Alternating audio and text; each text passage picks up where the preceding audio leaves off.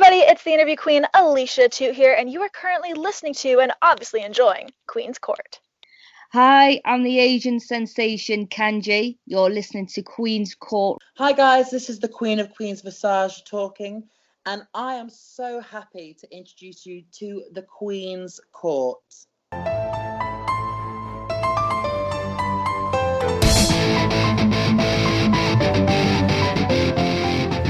All right, everyone, welcome to this week's episode of Queen's Court with your girl, the Queen of Any, AEW Revolution Fallout, with a panel of very awesome people because no one wants to hear me talk by myself. That's boring. So I had to bring on some friends, and I brought on the best crew that I could have asked for to do this review with. And of course, I have my buddy, my pal, Josh Robinson from Wrestling Reverb and the Josh Robinson Show. And, you know, Josh, the rumor has it that some kind of reveal is coming. So by the time this episode drops, whatever your reveal is will be out. It will be. It's gracious. I don't even know what to say right now. It's either going really well or really badly, and you'll never hear from me again. Well, let's hope for the really well part. Welcome, Joshy. Thank you for having me. I'm excited to talk about something different. I'm excited that you're talking about something different, too. Yes. But we're not by ourselves. We also have the awesome Dojo and Dynamite podcast members, Ashley and Rich. What's up, guys? Welcome back to the castle. We are so happy to be here, Queenie. Thank you so much for having us. Yeah, thank you. We are excited. This is new. This is interesting. We like this kind of stuff. We do, and we were at Revolution, so we are excited to share that experience. It was a long weekend, for sure. But it was a short weekend at the same time, but we are happy to talk, as always. Oh my God, I can't wait to hear everything. But before we dive into that, Josh and I had a fun experience. Oh, we did. Where he invited me on his show, and he said, Queenie, I need 5 reasons why I should be watching AEW. And your girl came with an entire outline. Okay. You served. You served. I did. I really did. That's too much. Very well prepared. I was, yes. It was crazy. And then some other things happened, and for Josh, and he's looking to be entertained. Am I right, Josh? That would be the very G-rated way of saying it. Yes. Right. And on that show, I invited Josh to come on this panel because Josh doesn't get to talk about very much else other than WWE for most things, right, Josh? For the most part, yeah. I mean, I dabble in other things, but it's just not what my, I guess, bread and butter is. I guess I don't know. Yeah, and then on the other hand, we have Dojo and Dynamite, who's half of their podcast is AEW. That's all we talk about. That's our expertise right there. Yeah. That is your expertise, and of course, New Japan, which is going through some things because this virus is shutting stuff down, and New Japan's a whole other issue, you guys. We're gonna have to talk about that later. Yeah, it's scary right now. It is scary, yeah, for them out there especially. Yeah. Absolutely. But on a happier note, we get to break down all things AEW Revolution. So we're about to dive into the card, but you guys were there. So can you walk us through what it was like to be there live in Chicago just a few months after, All Out, really? Yeah, so we attended All Out as well. We actually were lucky enough to make it to all 4 of AEW's first pay-per-views. So each venue, each crowd was a different experience because there's different things going on. Double or Nothing was magical in its own sense because it was the start of this whole thing. But Revolution kind of brought us to that culmination of the first, I guess, full year of AEW's existence. And it was a hot crowd. I'm from Chicago, so I've been to plenty of shows at the Allstate Arena, but they were primarily WWE shows. And AEW is a different crowd. Yeah, it's a different breed. So, Chicago, this was a very unique venue. It's in the heart of the city. C2E2 was taking place at the exact same time. So a lot of fans carried over. There was a lot of AEW Revolution at C2E2, a lot of influence, you could say. Mm-hmm. Pro wrestling teams got hammered the store was packed. Wow. They showed lots of videos of because they're coming out of. There was only so much merch, I believe, available at C2E2. So, pro wrestling tees. It was such a hot city for wrestling, but again, a totally different venue. Sears Center is way up north, almost toward Rockford. It's past Schaumburg. I know no one may be familiar with this, but that's about a 50-minute to an hour ride out of Chicago, out of the city. Right. Yeah. So I don't know if anybody went to All In or All Out, but this one is right in the heart of the city. So this one is dead center. I mean, you're sitting in traffic, tons of people. I mean, it was really a cool venue. So all in all, really unique crowd. Yeah. Wow. A lot of fun. I'm like surprised. Unique. I'm like, I want to dive into that a little bit. Why was it so different than because I was at All Out and I thought that was pretty different than other experiences I've been through. But what was so unique about this particular event? Was it the hype, do you think, or because it had been, a year established and we have this under our belt kind of thing, or what made it so unique? I think the C2E2 helped. It gave different audiences an opportunity to experience AEW. We actually had a very good friend who was not familiar with AEW, who had only gone to primarily WWE-based shows, who's not really a wrestling fan, give or take, had gone to this and said, this is a lot of fun. This is a lot more fun than any wrestling show I've ever gone to. Wow. And being out in the Sears Center, you had to drive out there. You had to get out to that area. You said you had gone to All Out, correct? So getting all the way out there, you had to drive. You had to rent a car. You had to take an Uber. You had to, transport yourself all the way out to Hoffman Estates. This one was in the heart of the city. People took the train, and it kind of reminded me a little bit of the shows I would go to at Manhattan Center or Madison Square Garden. So it was more of a lively crowd, as much as All Out. I'm not saying it wasn't, but it was this audience was more of a die-hard wrestling crowd. The Chicago city just had a different energy to it. I think the location helped as much as there are probably some of the same people there. Like you said, Rich, it's the heart of Chicago. Yeah, and it was an amazing downtown sight. Everybody was kind of outside this arena. The streets are full. There's police officers everywhere. There's lights. It was cold. It was cold. Yeah, a little chilly. Yeah, and the experience of Chicago, especially the visuals, if anybody's familiar with even hockey or football, they always kind of give you that sky cam. They show you the city, and all the smoke is pouring out of the buildings because it's it's so cold. And it kind of had that same visual. Everybody's lined up and down the streets, and it was just a really cool experience, unlike the traditional venue experience where you're in a parking lot just kind of waiting in line. Yeah, which kind of was how All Out was in a way. That parking lot was mobbed for a long time before we were able to get out of that. Getting out of that was the worst. But for Josh and I, we were watching on the line, as they say, and Josh, we use different services, right? Yeah, I watched it on Fight. Yep, and I watched it on BR Live, which I gotta be honest with you, did not like. I didn't like it. It was choppy. I had a lot of issues with Fight as well. Oh my God. Yes. I watched it on a delay, so I wasn't watching it live. I was about 3 or 4 hours behind just because I had work. So, but I had so much trouble just getting Fight to work on my Chromecast. I had audio issues. It wasn't syncing up. Just nothing wanted to work. It finally got to work, but it was a minute. I was like, Yeah, frustrating. I felt the same way. Yeah, well, with BR Live, it wouldn't let a lot of us log in, through our TVs, whatever. So I'm trying to log in. It's telling me won't let me log in, or it would go through the button and then I'd be logged out. And so I'd have to start all over. And I'm like, oh my God. And then there was audio problems and things were freezing. It was crazy. So that I didn't really care for. But so for Josh, you have seen the AEW pay-per-views. yes, all of them. Yeah. All of them. Yes. Yeah. So going into Revolution, what were you kind of most looking forward to?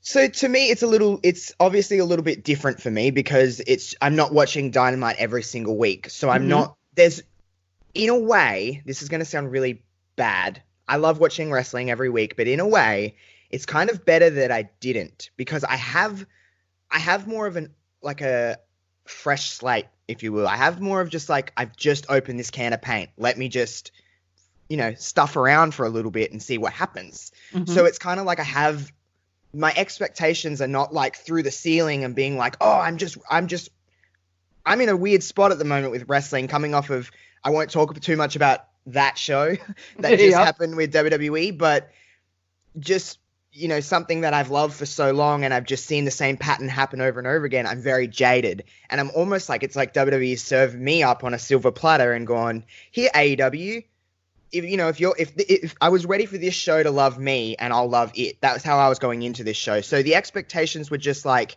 just make me feel something and I'm happy. Well, I understand.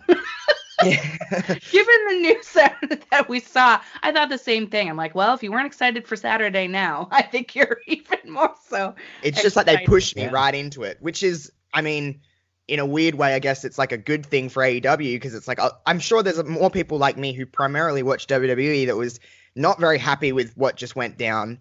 And we're just like, I just want to watch some good wrestling right now. We're all wrestling fans, no matter what we watch. So I just want to watch something good.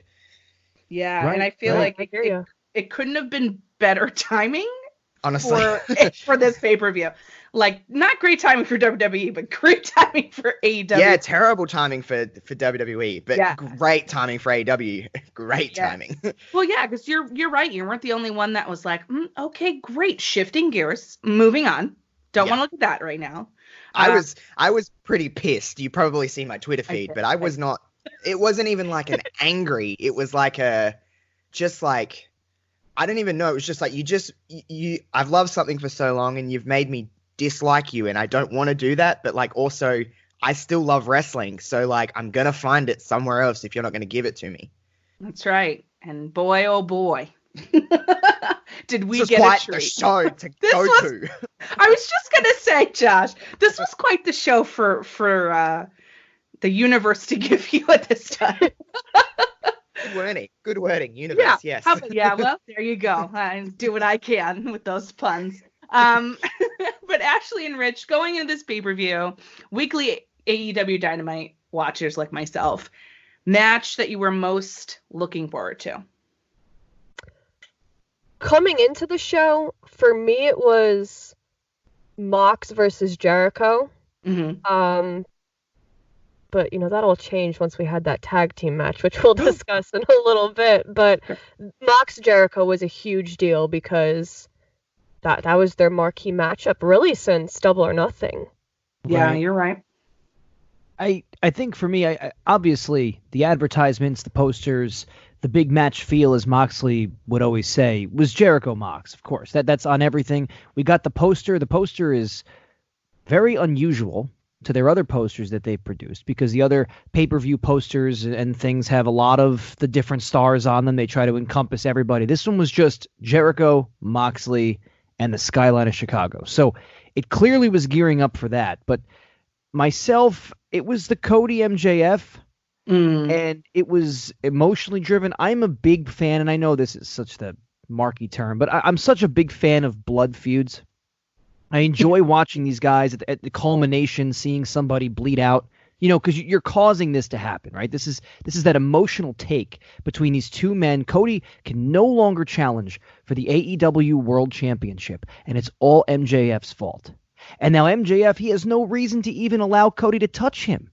So that whole build, the whole stipulation, the whole story, getting to MJF and Cody, that was the one I looked forward to the most coming into the show. Yeah, I mean, the build is something I want to touch on in a minute. But overall, based on what you just said about the big fight feeling and the emotion going on here, I feel like this was a very emotion-based pay-per-view. There was grudges. There was uncomfortableness. It's personal. In a lot of these matches, I don't know. I'm not used to that. Is that weird to say out loud? It's like, I'm not used to that. Everything had some sort of like storyline. And I loved it. Yeah, I love that. Very like raw and real, and like it added it just hit you in the feels. Yeah, it added such a dynamic to the entire card where, if you go back, and this is no disrespect at all, But if you go back to 2008, 2009, I mean, it was Black Rain. 2011, you have Goldust again against like Jack Swagger, and nobody wants to watch that, and it happens for no reason. It's like, Yet now why you are they have- fighting? Right, Like, now you there's have no Dustin purpose. versus Jake Hager, and he broke his wrist, and he disrespected his family, and he ran around for 3 months and didn't fight anybody, and it was great. It mattered. Yeah. Yeah, I mean, I don't know, like for you, Josh, just overall after watching it, did you feel the same way? Like it was way more emotionally driven, grudge based. Did you get that from the pay-per-view itself? Yeah, I felt like there was a little bit more of a not even so much so, obviously there was stories and stuff going on, and there was feuds and there was all these builds. It's not like I was living under a bridge. I knew what was kind of happening, but I think for me going after the pay-per-view, it was the connection. I felt connected to every single character, whether it was negative or positive. I was connected. There wasn't any in between of like, I just don't care about that person. There was a reason to dislike someone. There was a reason to like someone. I'm so glad that you That's awesome. said that and that resonated with you, because that's one of the things I love about AEW so much is like you said, there's no one you don't care about. Like I'll pay my money to see any of these guys and these girls, regardless of what they're doing, whether it's good or if they're heels or faces, or if I like them or not. You will invest in it, and I think it's just so refreshing. Like it's been so refreshing over this time. Yeah, and I feel like that has a lot to do with the build towards this pay-per-view. I was talking to Pops and Mort over at DYWTSB about this on Friday, and I said, or Thursday night for our Friday show, and I said, I was thinking about this build. They've had 3 months since Full Gear in November to kind of push these storylines forward. A lot of them have been going on in some way, shape, or form for even longer than that, right? And I feel like the way that they've been able to book this on TV, the way that they've booked this through their social media game, through their YouTube series, the Road Twos, the Being the Elite itself, and that countdown to Revolution special, which I thought was the most unbelievable thing I've seen in a really long time. It was so well produced. Great stuff. I mean, Like, those countdown shows are so great. It was so good. The interview, like stuff that we had seen before, yeah. But like the new stuff, I was sitting here watching it going, like, if this isn't the best way to book a pay-per-view, like, I don't want to be right. Yeah. I don't know. It's crazy. And then we get to this show, and it feels like a big deal. And we open up with the buy-in, which is, of course, the pre-show, if you will. And it's SCU versus the Dark Order. Now, we know we've had a lot of drama with Dark Order. There's so much speculation going around about the Exalted One and who that could possibly be, whether they're wonderful or not. There's a lot of stuff on Twitter right now about that particular individual, perhaps, or maybe some other people. Then we have this whole thing with Christopher Daniels. And there's so much going on. And I feel like when the Dark Order first began, like, it was weird. And I didn't really like it very much. But over time, I feel like they've really won me over. Not that I'm going to join, but just very, very interesting stuff with this buy-in. Josh, I'm going to start with you. SCU, okay. Dark Order. Let's hear it. Okay, so apologies. I didn't watch the buy-in because it wasn't on Fight, and then I was like, Gotcha. I've already watched the show, and I wasn't going to go back and watch it, so apologies. I'll start from the main show. No problem. Okay, just kidding. Ashley Rich, buy-in. What are we feeling? So, as much as I love SCU, I've like sort of joined the Dark Order. Well, they're fun. They're new. They're interesting. But yeah, no, they've come a long way, and their video packages are so captivating. There was that one a couple weeks ago where it was like a medical ad, and I legitimately thought it was like Humira or like one of those one of those ads, and then it just at the bottom was like join Dark Order, and I was like, oh my god, they got me. Like their vignettes have been so perfect. They have been. Oh my god, guys, it's working! It's working! Uh-oh. Yeah. Yep. But this match was cool. You have the involvement of CD. It seems like he's definitely involved in some way. I feel like that's what it's gearing towards, but I thought this was solid. And you had Colt Cabana coming out at the end, and he's wild. Chicago's own. That was really cool. I know, Rich, you don't love him too much, but he's one of my hometown boys, so always good to see him. He's now with AEW. He signed, so I think that's cool. But it was cool. SCU, you can never go wrong with. No, You've really said it can't. plenty of times. Having them start the show or just kind of kick you off. They're so much fun. Yeah, I enjoyed the match itself. I thought it was very solid, served its purpose, good buy-in. It was two great groups. I love the aspect of you don't know what part of Dark Order. I that's not really what they've been doing. I'm sorry. Let me dial back a little bit. I want them to kind of give you this. I don't know which Dark Order members they're going to give you because they have two tag teams, really. They have Stu Grayson and Evil Uno, and they have Silver and Reynolds. Right. So I kind of want to see maybe like a little mix-up there. You don't know which one you're going to get. You don't know which team you're going to get out of the group. So that when you go out there, maybe if you think about it from a strategic standpoint, the opponent doesn't necessarily know what to prepare for. And even if that's just story purposes or whatever it is, it kind of works its way into this match. And you have everybody there and they're fighting everybody. And then, of course, Colt Cabana comes. And then, we introduce the Exalted One, which is really just Christopher Daniels in a cloak. I love Christopher Daniels. I thought he looked so, small when he was coming out. I know. You go, is that Riho? And then it was CD, and I was like, oh my god, I'm so sorry. But I don't know. That CD's great. I don't know. I don't know what's happening. I like the fact they teased so much, and then CD was like, I'm not going to turn on my friends. He still may. Yeah. But he comes out, he throws the cloak down, and he's just like, no. And I'm like, after he did that, I'm like, I love CD. Just good thing that we watched that Colt Cabana out, right after that. Oh, stop. Oh, Lord. I know. I think people feel either one way or another about Colt Cabana. Either they're on the train or they're just not on the train. They're not on board.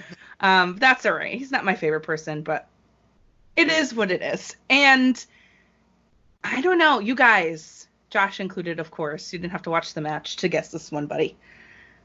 Who is the Exalted One? What are our theories? Because that's really what I care about from this match. No offense. I thought it actually could have been better. But because I don't know. I'm used to SCU just being freaking awesome all the time, which they were. But I don't know. Maybe I'm just mad at Dark Order because they're not giving me answers. Maybe that's what it is. No, You're impatient. Are you impatient? Short attention span? Yes, actually. No, I'm not. But yes. I don't know. I mean, the theories, of course, you got Matt Hardy, you got Lance Archer, Christopher Daniels. I mean, I think those are the three big ones right now. Sure. Are we missing somebody? You just threw out Joey Janela. Well, that was just me. That would be something. I mean, I feel like all signs are pointing to Matt Hardy, but his contract just expired, so this has been going on for far longer. You actually brought that up the other day. We were talking about that. Well, he actually was kind of plugging AEW. Not many people, I don't know if you guys are familiar with it, but not many people were watching kind of his Woken videos, the stuff when he was in WWE on YouTube. The Broken videos are widely popular. Free to Deletes were very popular, but he was producing these Woken videos that were happening, I don't know, last year. And he did a video, I believe it was about basically AEW, and kind of hinted a year prior that he was going to be a member of AEW. And nobody really picked it up until now. I guess people started going back and watching through all of Matt Hardy. He knows how to make himself relevant. Sure. And Matt is one of the greatest creative minds in terms of wrestling. I don't want to take that away again from Colt Cabana. He is creative. He's like the American Yano, right? So they're of course a tag team. You're so right. That is what that is. They're like the same, and I dislike both of them. So it just follows right in my line of opinion. There you go. He was always one, even the Broken, when everybody initially people just I know traditional wrestling minds were like, oh my god, this is terrible. I didn't like it at first. You hated it. And I just said this is entertaining trash television. Nothing better in American audience than this stuff. And everybody started to hate it, hated it, and it started to turn. Slowly started to turn and show. Everybody said, hey, this is almost so bad it's good. Yep. And last night, we had to stay up, of course, because we had to see what was going on with Matt. 3220. Yep, we had to see what was going on. So we watched the live stream, and he comes out and he says, I don't know what's going to happen. The abomination may take over my vessel. I don't know yet. We'll all find out. And he's just talking about it in third person. It's unbelievable. And it's but great. That's how you get the appreciation. So I would hope that it would be Matt. I know it's predictable, but sometimes when the crowd wants something, when we want something, even if it's predictable, it's still good. I totally agree. Give us what we want. Give us what we want, like Batista says, Josh, right? Do we want Matt Hardy, the Exalted One? What do you think? I don't know, because I agree with that. Predictability doesn't mean bad. Sometimes it means it's the right thing to do. However, sometimes with wrestling, it could be the biggest troll job in the world, and they're making you think it's Matt Hardy when it's someone completely left of field. So I guess if I was a betting man, I'd probably bet my money on Matt. And just the way that this has kind of gone the last few months with Matt's end in WWE, and then his contract expiring, and then saying, all these there's so many rumors about him out there that he's at one point he re-signed, at one point he was going to NXT, then he was going to AEW, Impact, and there's been everything for Matt, like everything under the sun. It's been for Matt. But honestly, if from an outsider's perspective, I would like to see him go somewhere with AEW, because at this stage he's 45, 46 years old. I don't think money's a factor at this stage. I think it's creativity and allowing him to spend his last few years just doing what he wants to do. And obviously WWE is always going to be like it's where, without what he did in the very beginning, he wouldn't be in this spot he's in now. But, creativity is everything. And I think that's what he's going to, go with. So I hope AEW is the place for him. And, it seems to be what I've seen of the Dark Order, and obviously what I've seen of Matt Hardy. I think it would just be a natural fit. I think you're right with that. I really do. And that's pretty much what he said in not so many words on his episode, revealing for all of us 3/2/20. And this is crazy. And we got another episode Wednesday at noon, y'all. I don't know. Things are going to get crazy, and I'm here for it. But speaking of WWE things that have changed drastically, opening match. Surprised they started with this, but opening match, Dustin Rhodes versus Jake Hager. Okay, Josh, buddy. It was a weird match. Well. Yeah, it was a weird match to open with, to be completely honest with you. I was a little surprised. Yeah. I was like, okay, because I'm a WWE bitch, so I'm very much used to the standard formula of starting with something very fast and starting with something very high paced. That's how, especially NXT, WWE shows, that's how you start a show. That's what I'm wired to. We talked about that on Reverb Queen of me being wired to a certain formula of how a television show is structured, or a wrestling television show, and just how matches are kind of structured. And this was, honestly, I'm glad it went with something completely different, because it was, again, something I didn't pick to go on first.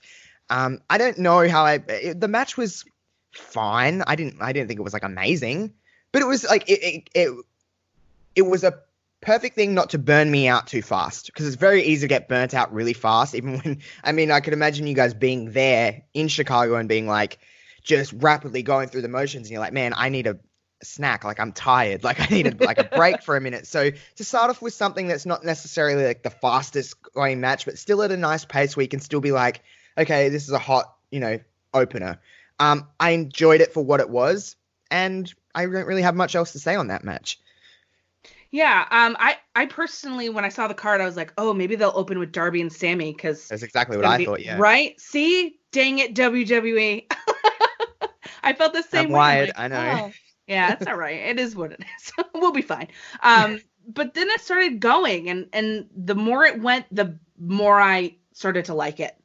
It felt like a little slow for me, and then it got much, much better. And then Dustin kissed Hager's wife. That was crazy. There was a lot of really hard hitting spots in here. I thought Dustin looked great. I can't do cardio like that, and I'm 33. So you go, honey, because I'm 24 and I can't do that. I mean, good Christ. He looked awesome. And I actually thought it was the right decision for Hager to win. I really liked this match a lot. What did you guys think? It was definitely the right move for Hager to win. And I loved the involvement of his wife. I loved the kiss from Dustin and her, this is disgusting. Like, yes. She wanted nothing to do with that. And then, when Hager gets the win, he's, carrying his wife out and she's kind of harassing the crowd. I thought that was fun because it's real. As much as it's not, it's real. That's his real wife. And as we've talked about on our podcast, anytime you can bring in those elements of reality, it just hits a little bit harder. And I thought it was a good way to open the show. I did feel the match was a little long. Mm-hmm. Compared to like the time that Darby and Sammy got. Yeah, but I thought that they captured enough. I mean, they did. The crowd is hot, so I really enjoy when AEW especially, they don't follow a formula. And we just dropped our recap of the show, us, just the two of us. We kind of discussed how the NXT has a formula. Whether or not it's in the match, whether or not it's the structure, WWE has a formula. I talk about NXT more because they give you just better quality matches. So when you watch the NXT matches, they're just better quality matches. So I use that formula kind of as the basis, I guess you can say. And I enjoy opening with Dustin because, for one, if this match was in the middle of the card, it would have gotten swallowed up.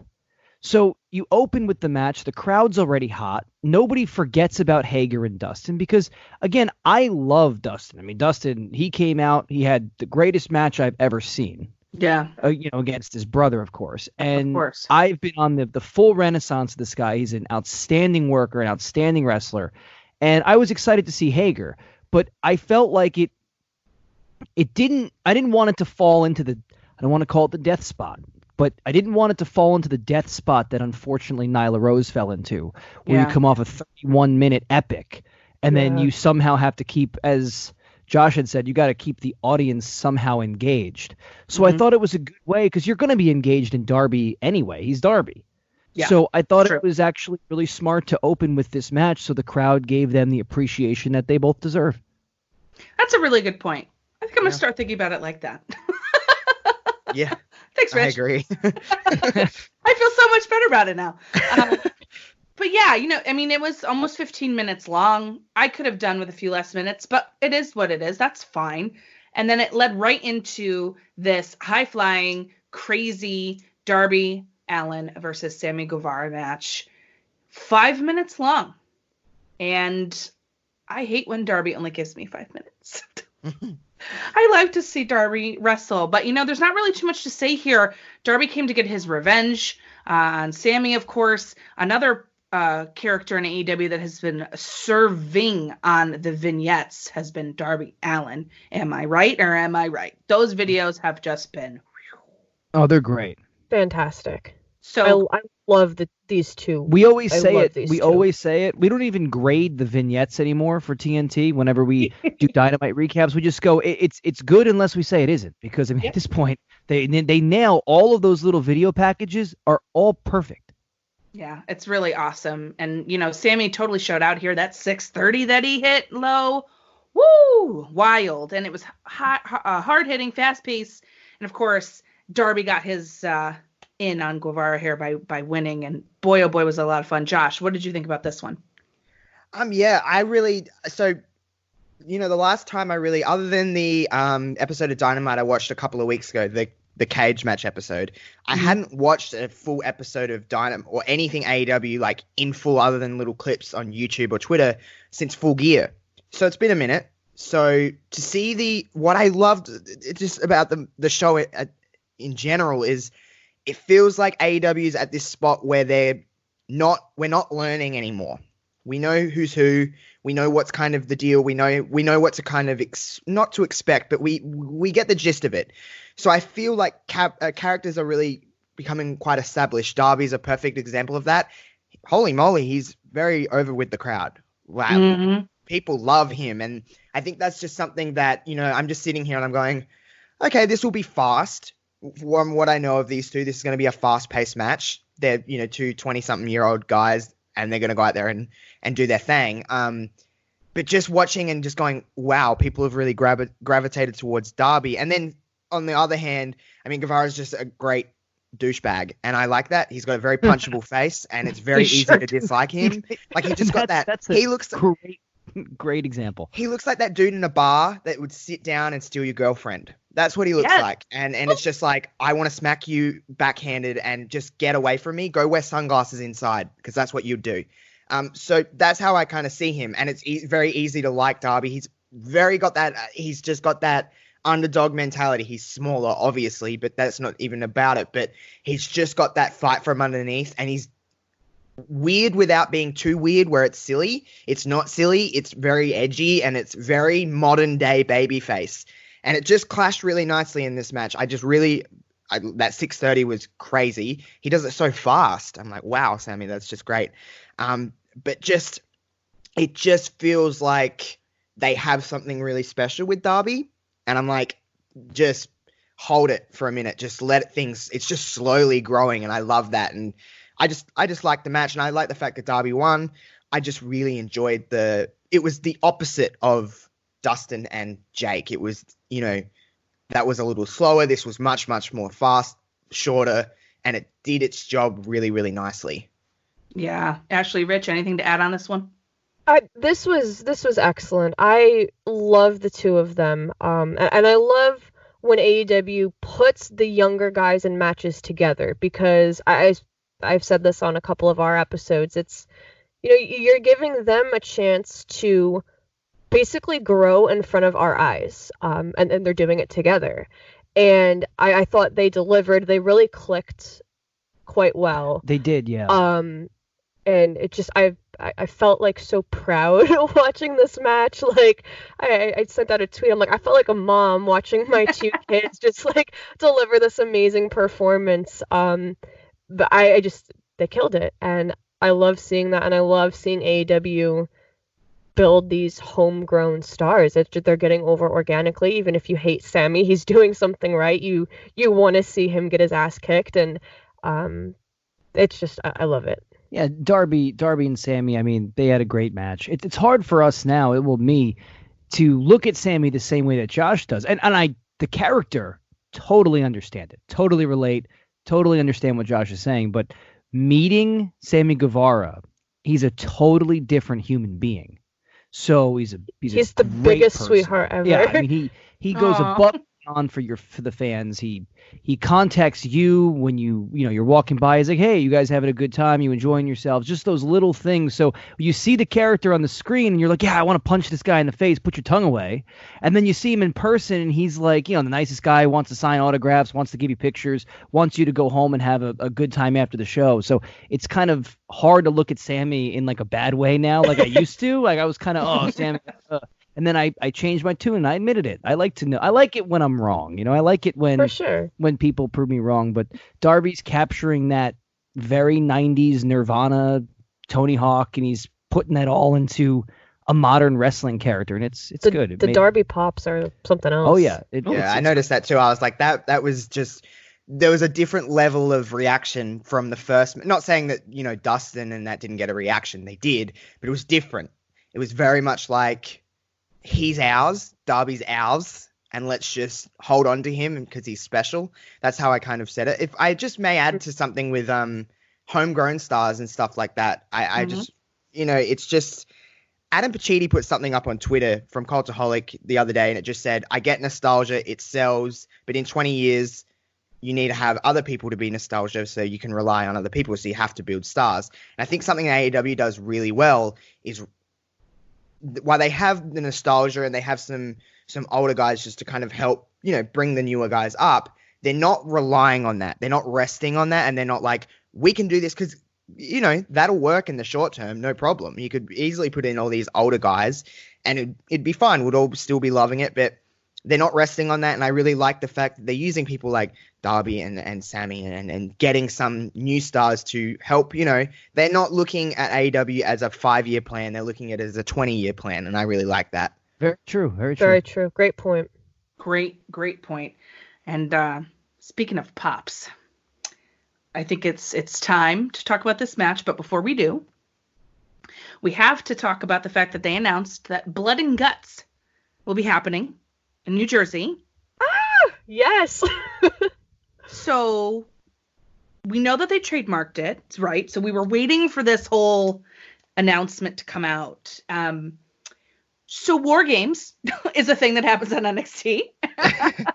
you may have heard of it. But Blood and Guts is going to be AEW's how do we say that? Take on it, presentation.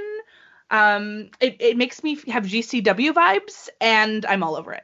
So thoughts about Blood and Guts? What do we think, guys?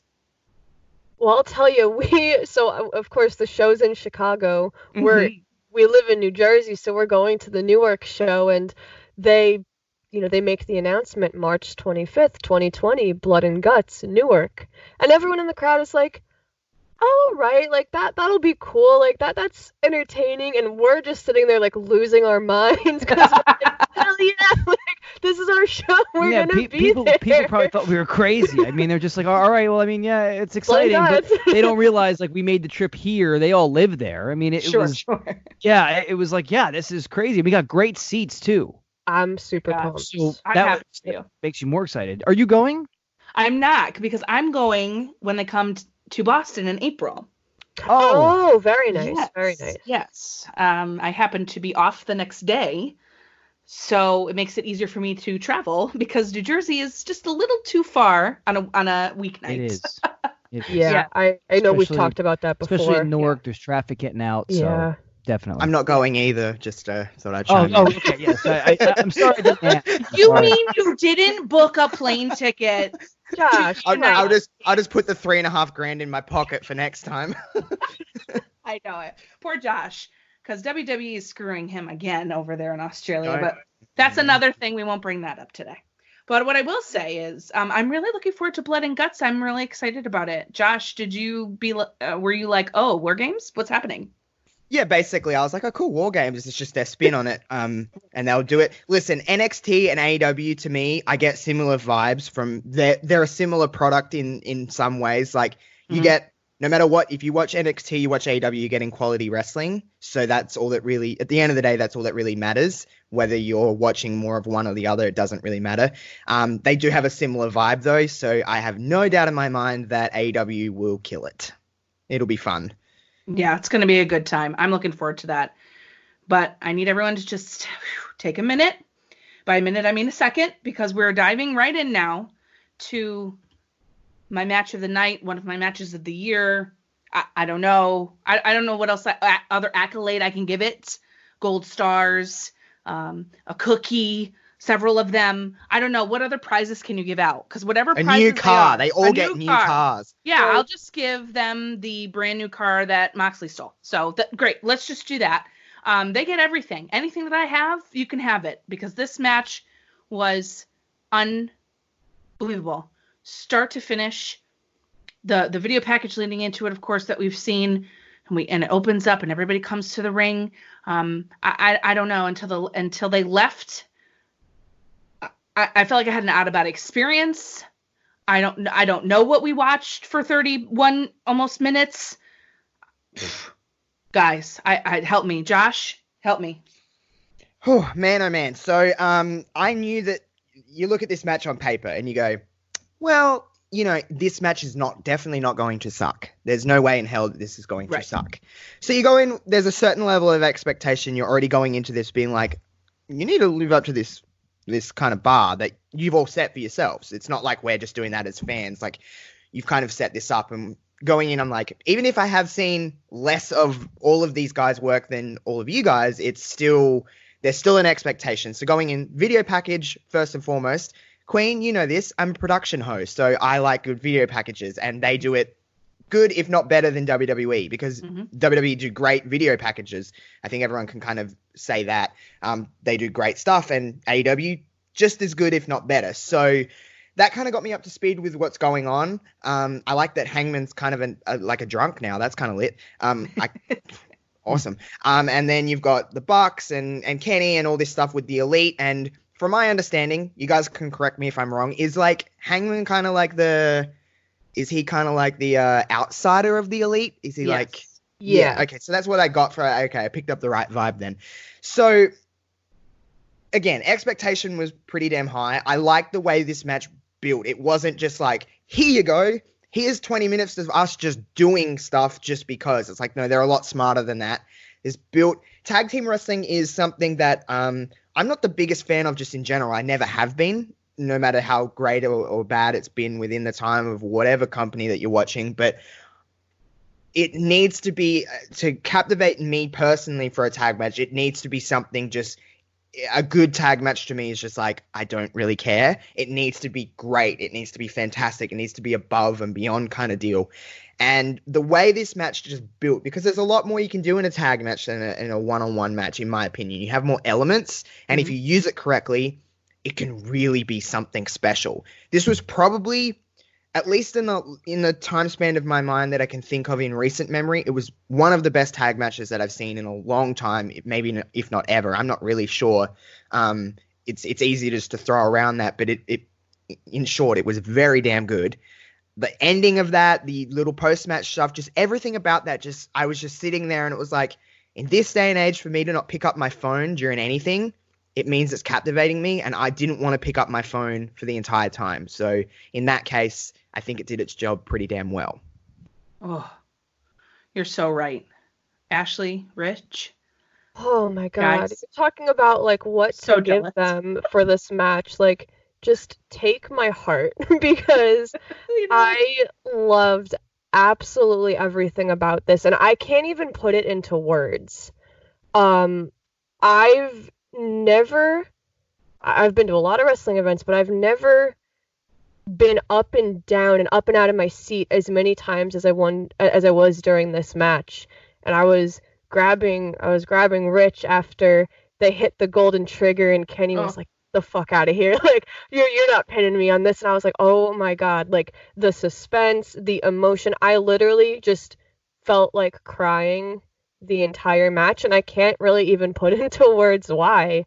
But this was one of my favorite matches of all time, one of my favorite matches I've seen live. Yeah, it was the greatest tag team match I've ever seen. And I'm a huge, well, it's not. It is and it's not, because tag team wrestling was like revolutionized by that TLC match. You know, the WrestleMania Absolutely TLC match. I mean, you can't really, nothing can, that defined it, that created it, that created those magical moments that it talked about spot fests, but it added spots to storytelling when it came to the tag team. And just in this match, we have to step back, and this is the truth, no matter what anybody says. You have to step back now and say the Young Bucks are the best tag team in the world, regardless of who they're up against, because every single one of these tag teams, and everybody else has said, I mean, everybody's acknowledged this, we've kind of widely accepted the best tag team division is in AEW. Mm-hmm. Yet the best tag team matches that each of these tag teams has been against the Young Bucks, no matter who they are. So as much as people may say about their spot fest and super kick parties and whatever it is, every match that they've had, the best matches each of these tag teams have had, has been against the Young Bucks. So the appreciation has to go to them. And like I say, when magic happens, you don't even remember who wins or loses. It's just the magic of the match. And they told a great story between these, obviously, the defector. I don't want to call him a defector, but like as Josh said, the outsider. He's the black sheep. He's Adam Page. You know, and I think that they did that, and I'm going to theorize here, but they kind of heightened him as that black sheep because guess what? Marty Scurll never came. He hit a chicken wing. He did hit a chicken. Chicken wing for Marty. He did, but Marty Scurll never came. No. So the only person that's kind of the outside of the elite, the only person that doesn't have a connection, doesn't have a family, doesn't have anybody else behind him is Adam Page. There is nobody else. Because, you know, Marty was kind of his own guy too, but he doesn't exist anymore in this canon microcosm of AEW's elite. So to have that little aspect and then to tease again those other narratives that maybe Kenny isn't so much against Hangman Page as that's his tag team partner. He helped raise Kenny to win the AEW World Tag Team titles. So maybe the dissent is not necessarily between Page and the Elite. Maybe it's both of them. Maybe Kenny's seeing it and saying, hey, listen, this guy's elevated me above you. And at the same time, it could be the Bucks that are turning against them, turning their backs to them. It's these different narratives that you don't traditionally see. And a lot of people, even on Twitter, have been talking about, oh, what other great tag team matches? Sure. I love the Usos. I think the Usos are exceptionally talented. They're insane. But the match, they've never culminated a story or told this type of narrative or interwoven. It's not their fault. It's not Talon's fault. How is it their fault? It's not, they don't book themselves. So, but I mean, they've had matches against, the Wyatt family, which were memorable, and then the New Day, which are so memorable. But nothing has ever captured just this complete, this narrative that you started 3 months ago and you built and you built and you built and you told the story of these two single stars coming together, facing against the Young Bucks, dividing between the Elite. Cody's nowhere to be found because he's fighting his own battles. And it's this entire descent inside of this little microcosm, which is this large, broad AEW. But it even goes back to Inception. I mean, Hangman was on board since the beginning, but Hangman's not an EVP. You're right. So, I mean, it goes back to that reality element. I'm a story-driven person. I minored in film. Majored in psychology. This is what I focus on. So when you guys talk about wrestling, Josh, he talks about it's great wrestling on every Wednesday. It's like, yeah, but like, what is it feeding me? What am You're more story-driven what am I opposed grabbing to the out of this? And that was such a narrative that you can't really measure. And this could go any direction. I love when you leave the door open. Yeah, for sure. And I know Josh is also a very storyline driven person. Very much so, yeah. Like, are we not entertained? You wanted to be entertained, Josh? Oh no, I am. I mean, I would have to be blind or something to be not entertained by that. But like, not only that, to Ashley Rich's point is it's like, it's not like, so tag team in say in a WWE world, they're having great matches, right? There's a lot of great tag wrestling going on in WWE at the moment. However, they're not getting the love and the story behind them that AEW is, because a match itself is not just what happens in that 31 minutes or however long it went. It's also what happened 4 weeks before and how we got there. And I can already tell from someone who doesn't watch every week, I can already tell how we got there. And I feel more emotionally invested in it. There was a match going on before the match even, before the bell even rung kind of deal. There was something happening going into it. It's great. Anyone can have a great match and it can be fine. You're like, cool, 2 thumbs up. That was fine. But as soon as that bell rings, I'm not going to care anymore.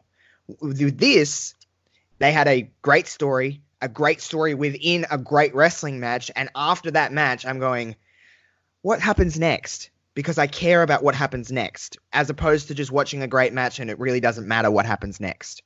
Anyone can have a great match, but no one can have a great professional wrestling match, which is, in my mind, that's different, because professional wrestling is not just wrestling.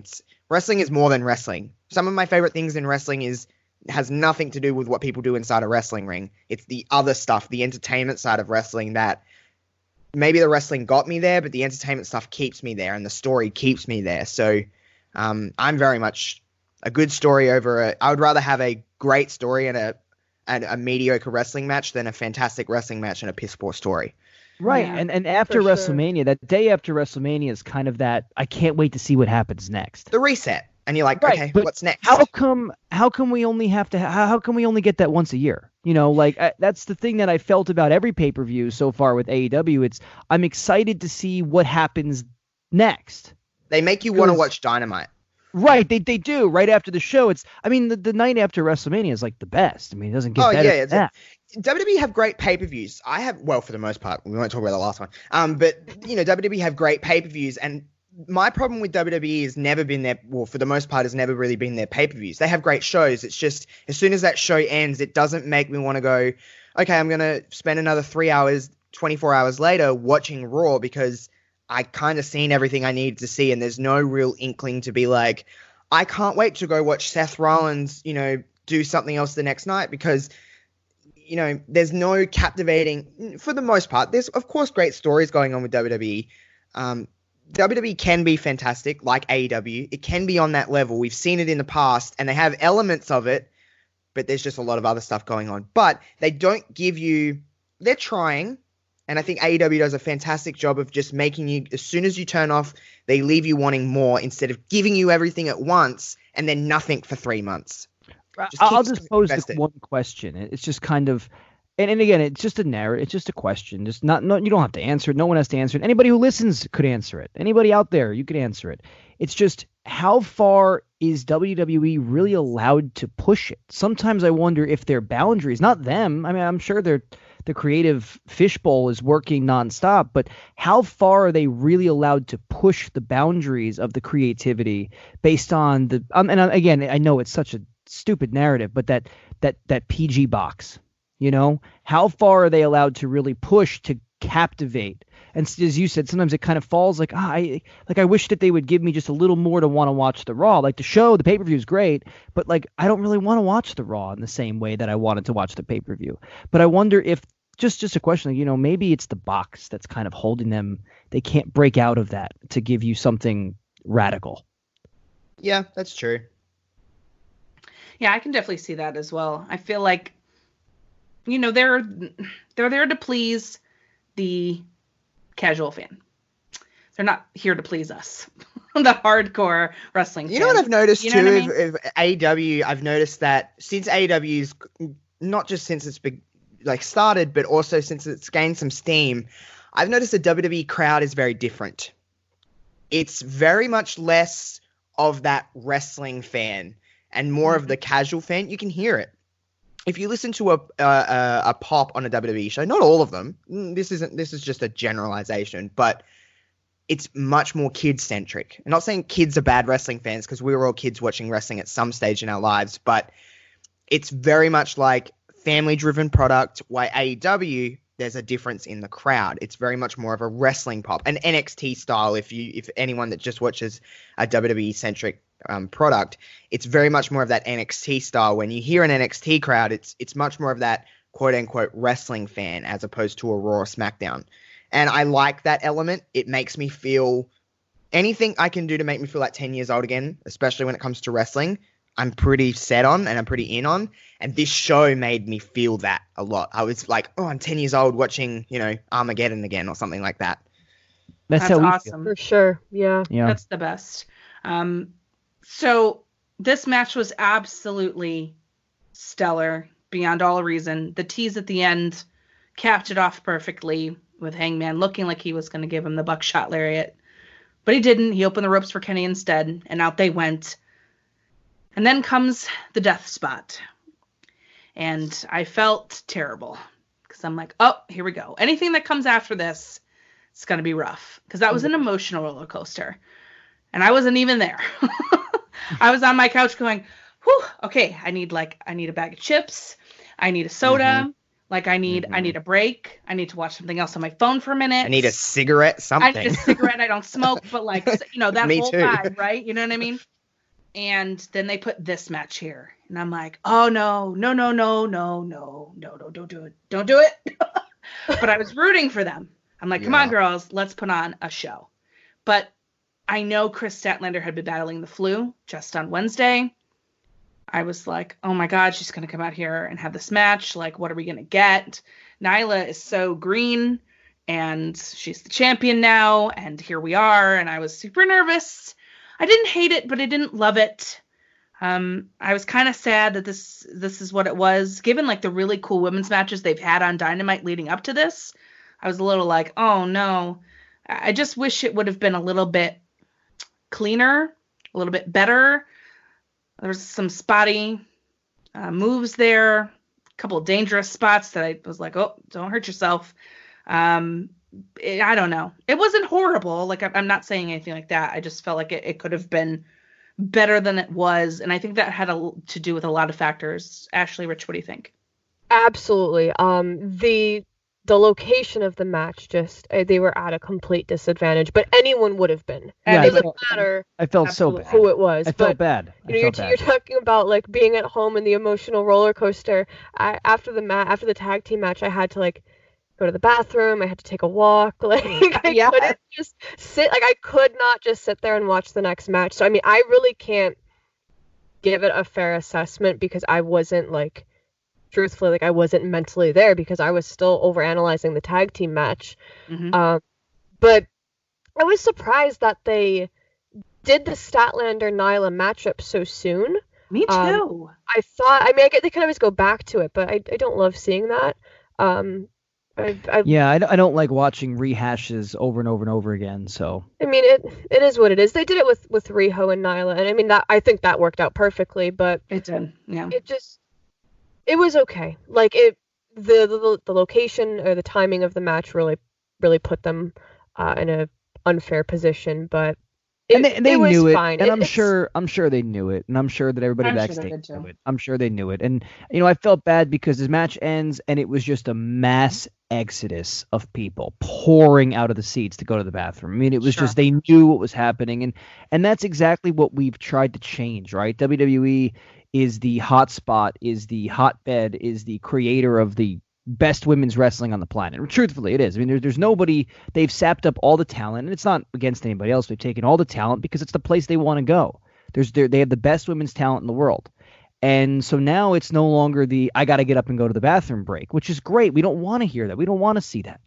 But unfortunately, when you place this, and they knew it too, when you place this right after that tag match, it was going to create that. But it's like what Josh said at the beginning, like, being in the arena, you have to get up at some point. Yeah, you can't just necessarily stay in your seats the whole time. And it's right. We've talked about it before on our show. Like, it's a difficulty that comes with an AEW pay-per-view, and that sounds so stupid, but a lot of the times it's just nonstop action where it's like, where do you go? Well, they have to load the cards, right? They only do 4 a year, so they give you the biggest cards that they possibly can. You don't want to miss a minute, but you don't. Unfortunately, that was the only one that you say to yourself, all right, I can miss a minute. I really would have preferred they missed a minute, to be honest with you. I would have preferred Chris to be 100% healthy. I would have preferred a different match, but that's okay. I love Chris Statlander so very much. It served its purpose, I think, because Nyla looked pretty good here at the end, and Chris looked like a viable future player, which I think was the point. Mm-hmm. But I already think she looked like a viable player on weekly television. And this women's division for me is a total mess. And I thought we were getting better, and I just feel like I just need something better this coming Wednesday on Dynamite to kind of forget this, because I liked the upward momentum. And just a future plug for the show at the end of the month on the 25th, the last episode of March, I'm going to be doing a deep dive into the AEW women's division with Miss Phoenix, Amy herself. So very nice. That's going to be super awesome. fun. Mm-hmm. Yeah. But Josh, my women's wrestling fan over here. I know, buddy. I know. I'm sorry. Okay, so have know. you got your seatbelts on, boys and girls? Because we're going for a little drive right now. Okay, so from someone who I hear a lot of noise about AEW women's division, and I don't judge it until I watch it. The moments that I have seen of it, I'm going to be completely honest, have not been great. Mm-hmm. I see it from this point is that, okay, so I'm like Rich said earlier, it's WWE is the reason I still watch wrestling as much as I do, especially in the last 5 or 6 years, is 100% because of the talented women.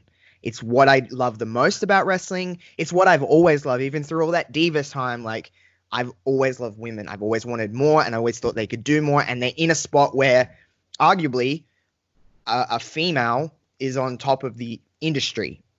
It's arguable, but Becky is there. And to see that, and then to come here, it's night and day different. It really is. And there's a lot of talented women within AEW's division. It's not that they don't have talent, but there's a difference with this women's division, is that because WWE, NXT have so many, the top women in the world, it is very hard to have a company that's been on television for 6 months, 7 months, not even, and you have to build a division and have it with brand new stars. Like Brit Baker is probably their most known star in my eyes, other than like Kong. But even she's not. It's not like she's been wrestling for 25 years and she exactly knows and she's established. She's still new. Nyla's very new. I'm not going to lie to you. I didn't know who Chris Statlander was before this. I didn't know who she was. We didn't. So I talk about connection. I'm very disconnected from all these people. And yes, it's very hard to, when you have all these great guys like Jericho and Moxley and the Bucks and Kenny, you have all these established people to help your new talent. There's nobody in the division, so they have to build from the ground up. And unfortunately, that takes time. And unfortunately, out of everything, something needs to follow these big matches. You can't just have dead air for 15 minutes. You have to have something. So I understand that out of everything, this was going to go there. It is very unfortunate because you need to kind of put them in a prominent spot to make us care. But from what I'm seeing on the other side of things, if I watch any WWE show or NXT show, I'm getting top quality main event marquee women's matches, and here it is the complete opposite. Like, I had my dinner during this match.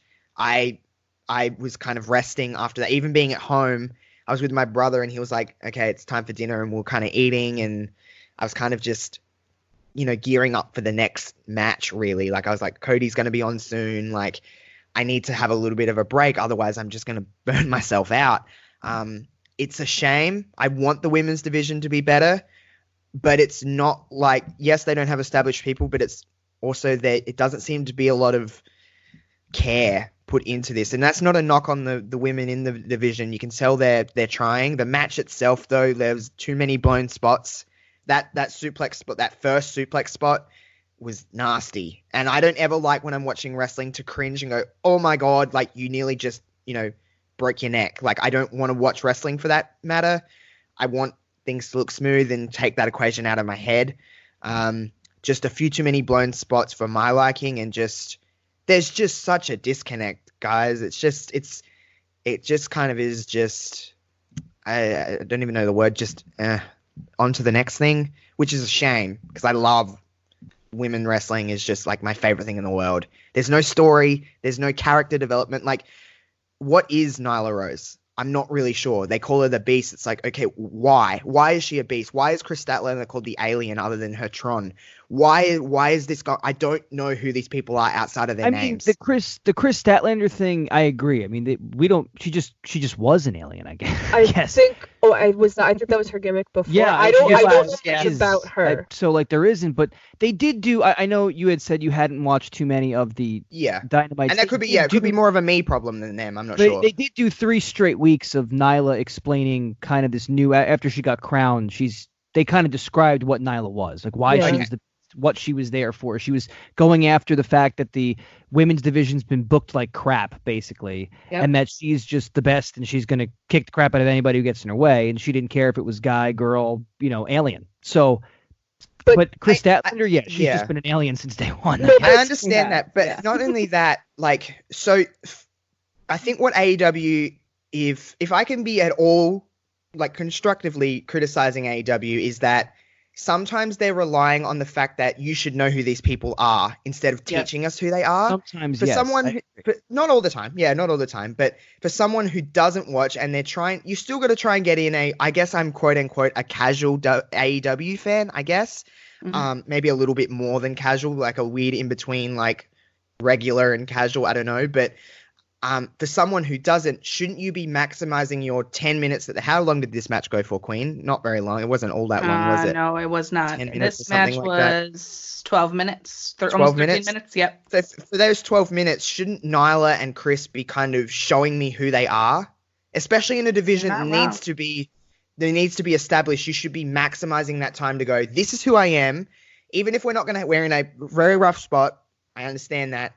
But you still have to go out there and that's still 12 minutes. That's a long time. It was 5 minutes too long. You're absolutely correct, though. At the beginning of AEW, that was our biggest gripe. We talked about that at length. Know who these women are. Yeah, they just kind of expected, or I want to say they expected. They didn't give an introduction, and that I think hurt the division from the beginning. But we've been going through a lot of growing pains. It's taking patience here, and it's fine. It's like you said, you're building it from the ground up. But I lost my train of thought. It's just very hard when I watch something like, arguably the best thing about wrestling for me is the NXT women's division and how damn great that is. And it's very different to watch this and go, ooh, that's not what I'm accustomed to.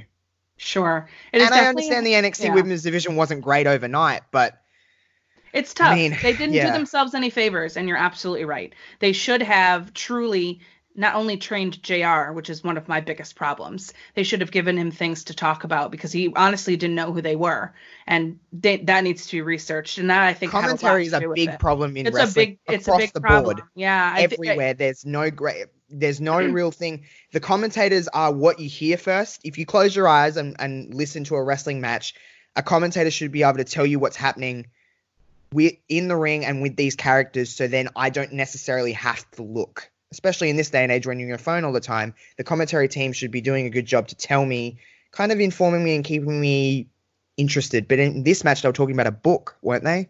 Like, I don't care about your books. They were talking about it right before the Young Bucks match, and I was really irritated. But, it's just, they don't do themselves any favors. If you don't watch a lot of indie wrestling, you might not know some of these people. And even if you do watch a lot of indie wrestling like I do, there were some people that I was like, who? What? What are you talking about? Who's this person? And then I had to look them up, which is fine. That's part of the fun. But if you don't provide me and supplement me with information, it's really hard to connect with people. Give me a reason to Google search them. Yeah, because you can only learn so much in a match. Yep. You can only build so much connection there. So, yeah. Absolutely right. And where I think they've nailed that is with MJF, which leads us to this next match with Cody. I think MJF, I've seen him around the indies, but didn't really know too much about him, but now I know way too much about MJF. What a moron. What a moron, which means, well, one, that robe, honey, hashtag wrestling fashion no-no. That's a no-no. Also, that spray tan, huge no-no. But anyway. It didn't match up to his forehead. I was like, oh, there's this white strip. And I'm like, you do get your spray tan done, bud, prop. I was like, oh, no. Yeah, it was not a good thing. But they've definitely built his character very well, as much as they have built this feud very well. Speaking of bad choices or potentially eye-opening what is happening choices, let's talk about the tattoo, because I gotta be honest with y'all. Okay? Wrestling fashion and presentation is a huge part of what I love in wrestling. So this is just a me thing. But I'm very distracted by things if they're odd. So this man comes out and I'm looking at him and I go, oh, cool, like a temporary tattoo. That's fun. Maybe he's doing some paint. Maybe it's like a Dustin thing. Okay. Right. Yeah. Okay. All right. I can get behind that. Then I'm looking and I'm like, oh, no, this is real. Wait, what? He put a tattoo. First of all, the man has Dream on his chest. Any other tattoos that I know of? No, sir. Can't see any. And there's this big brand on the side of his neck. Now, I'm going to put out a disclaimer. Okay? Anybody can do whatever they want with their body. It's their body. God bless you. As long as you like it, that is what matters. Okay? That being said, why did this man put a massive, massive, massive tattoo on his neck? I'm so confused. For a man who doesn't have any tattoos other than the one. So I'm looking at him and I'm like, this would have looked cool on your chest, Cody. This would have looked cool on your back, Cody. I'm trying to abstain from playing the politics. I'm trying to abstain. I said it on our recap. I don't know what to do, man. I'm trying to abstain from going left or right. I really am. I really am. I'm trying because I'm just so confused. And like I said, he can do whatever he wants, but I'm very confused. I don't know what's going on. And I know he came out today or whatever and said that, he wanted to wear his brand and didn't want to hide it. Good for you. I think that's great. Obviously, he loves it, and that's super cool, and it's really not for anybody to say, but it just was so distracting to me. I was so confused, and I don't think it went the way that he thought it was going to go. It's also called damage control, what he did today. So Quite so, indeed. He got some nuclear heat. He sure did. Well, the thing I just think is crazy, like you said, Queenie, like just do whatever the hell you want. Like if that's what you want, that's what you want. And people were like up in arms over this, but at the same time, you're right. It is distracting. It's the first thing you see now, and tattoos are not corporate. Okay, tattoos have evolved. Tattoos have evolved over centuries, right? Absolutely. We've seen. I don't know if you guys are on Facebook too. I mean, obviously you see. I watch videos on Facebook all the time because I'm out of my mind. I just sit in bed all night and just watch them as they roll through. And sometimes they'll show a video like the history of tattoos. You watch them from the 1900s style, and it goes all the way now because I did nothing else to do. So I'm watching this and I see this, but tattoos are widely accepted nowadays. They're almost a custom. You're used to seeing it, but for some reason, corporate does not accept tattoos. It's not you don't put a man covered in tattoos as the face of a company. Cody is the corporate face of this organization, and you slapped a tattoo like a big old ad on the front of that fender. I don't know. I'm gonna abstain from the opinion, but you took your ad, you took your poster boy, and you slapped a big old sticker on the front of his face. I don't know how TNT feels about that. And listen, you can put a tattoo anywhere you want. You can get any tattoo you want. Tony Khan had said he liked the tattoo, was fine for him. How does TNT feel that their poster boy just got slapped with a big old sticker? Yeah. Don't know. It's huge. And I think maybe that's the thing. Like I'm a very visual person, and I'm weird with my OCD. Like things need to be the right size. Like I don't like anything too big and I don't like anything too small. It's for the area, it has to fit and it has to be centered and whatever. I think that's probably what's bothering me the most. I think the design is dope. I think it's so cool. Love the American flag colors. I think the tattoo itself is so cool. And then I'm like, but it's like up his, like the bottom of his chin kind of. Josh, I don't know. What do you think? This ain't it. I'm not just. That's It looks like he's like 45 years old and he's like, what do I need to do? Be 20 again? Let's get a tattoo on my neck. I don't know about that, bud. Like just back it up. But do you, whatever you want to do. The tattoo itself is fine. It's just, again, it's the placement. Yeah, it's just so strange. And like, I know this is coming off as super judgmental and I really don't mean it to be, but I was so thrown off that I was watching this match. Like, I don't know what's going on. I was so confused. And then he also ran backstage and like did a running thing. And I don't know. That was so weird. The screens went off. The screens went off in the middle of the match right before he did that. So, if you've sometimes when you are in a position, I guess, and I'm kind of talking from experience a little bit, when you're in a position where you kind of have to do everything. Yeah. It's like, I know he sits there with the headset on and he kind of handles it all. If he had noticed the screens were off, he's like, let me go see what's going on real quick. So because they did go back on after he comes back out, screens pop back on. So, that's interesting. Yeah, he kind of runs back there. It's like, hey, Tony, screen's off, turns back around, does the flying clothesline. All of a sudden, screens pop back on. So, I don't know, but the screens went off. He ran back. Screens came back on after he got out. So, just so people know from the audience. That what you want. Yeah. Yeah. But I speaking of that, I also feel like the audience was like a little wah for this match. Am I wrong? It came across this to us on TV like not as hot as I had anticipated. Yeah, you know what I mean? Josh, what did you think about this match? Because this was a different match than what a lot of what wrestling does. This is really a classic Southern style blood feud, right? So what did you think specifically about this match? Because then I'll follow up with like what I felt. Okay, so it's almost like this match in nowadays. I've seen those kind of matches that you're alluding to, the history of wrestling. It's almost like it's anti-wrestling now to do that, or at least in a mainstream world, I should say. It's so left of field now. Like it's so traditional that it no longer is.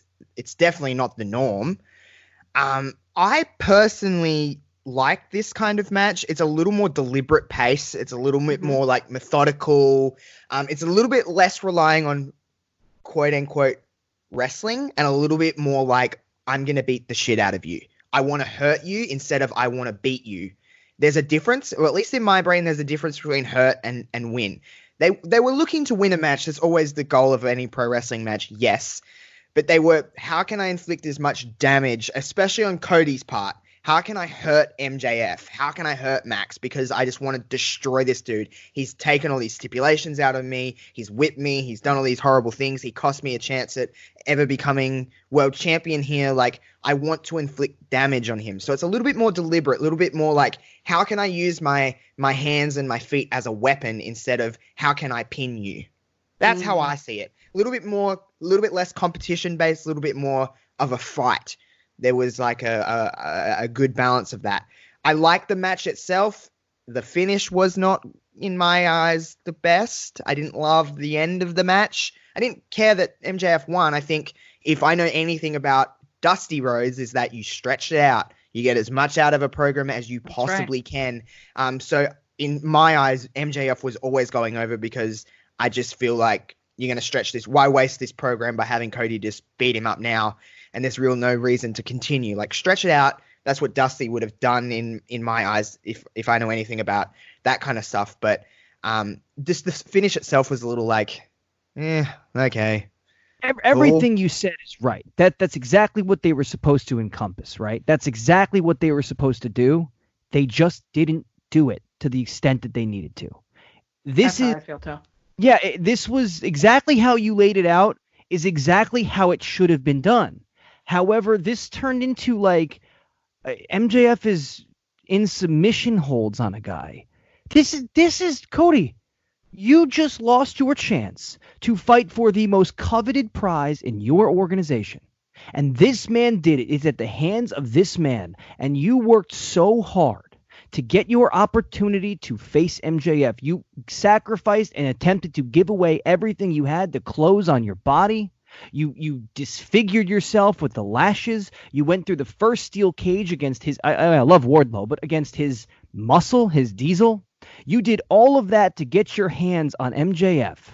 And all of a sudden, this match turned into they're in a rest hold.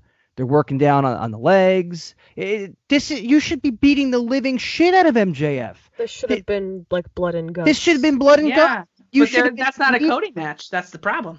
Right, and the match opens up. The entrance immediately took me by surprise. Now, listen, in the microcosm, I guess, of this match, right? Match was good. Match was fine. Match was good. Mm-hmm. But in the story aspect of it, you sold this like a blood feud, and it was what I was so excited to see, the way that almost Dustin and Cody had done. And yet you come out and it's like this emotional family thing. You got your nightmare family out. Why? You should be sprinting out there to go, you finally get your hands on this guy. Well, what are we delaying this for? What did you have to have an extravagant entrance for? You're getting your hands on the guy that cost you a chance at having the AEW world title around your waist ever. And yet we have live music and the family's coming out and we're like, we're kissing each other and whatever the fuck's going on. But that part of the story I felt was not captured properly. Well, I feel like this also happened with the Shawn Spears match at All Out. It kind of did. Where nothing wrong with the match. The match was fine. Match was fine. Like I think you said on the podcast, our recap, like the urgency. There was no urgency, and Josh was right. He goes, I liked the ending though. That was the thing, is that it's so hard in this business today to actually be a heel that people don't like. So when Cody hits all these crossroads and it's all these wrestling moves and all he does is punch him and win, and the crowd's like, that's fucking bullshit. But guess what? Now you hate MJF again. So it was a good ending in that sense. It helped. Obviously, it was anticlimactic, right? Yeah. But it was such a way that it helped you not like the ending.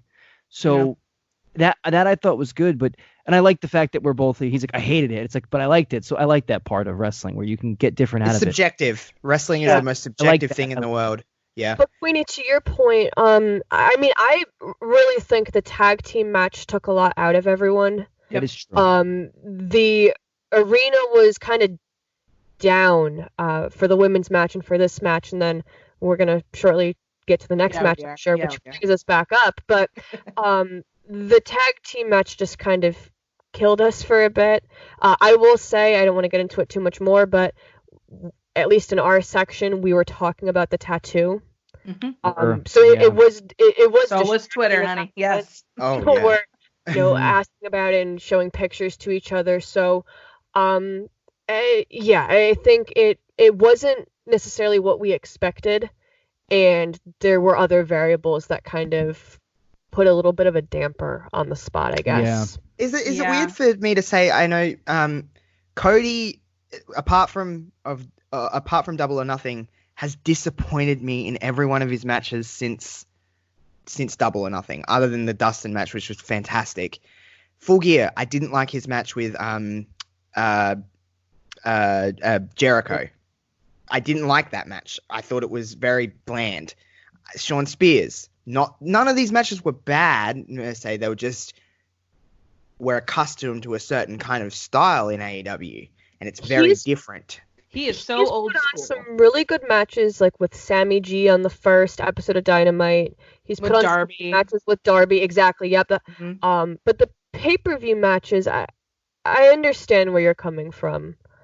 I like hearing that. I mean, I like what Josh would say. I like hearing that you don't like the Cody stuff, because I do like the Cody stuff. Cody's like my favorite guy. I mean, Adam Page. You know, who doesn't like Adam Page, right? Adam's the guy. Dustin, Cody.